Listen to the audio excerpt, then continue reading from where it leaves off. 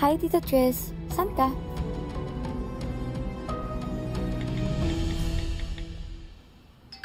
Labas pa. Miss mo na ako?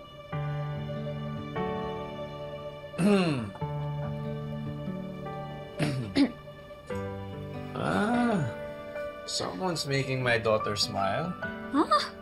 No. It's okay, go ahead. You can text. I No. won't snoop inside your phone. You better not, Dad. I won't. I just said. Amber. Dahil malapit na yung church wedding namin, I just wanted to check kung okay ka talaga about all of this. Of course, Dad. Excited na nga po ako para sa dinner mamaya eh. Plus, I know you're excited too. And alam ko pong mas special po to sa inyo dahil sa church na po kayo magpapakasal. Anak, I just really wanna say I'm sorry kung nagmadali kami noon ni Tita Lorena mo.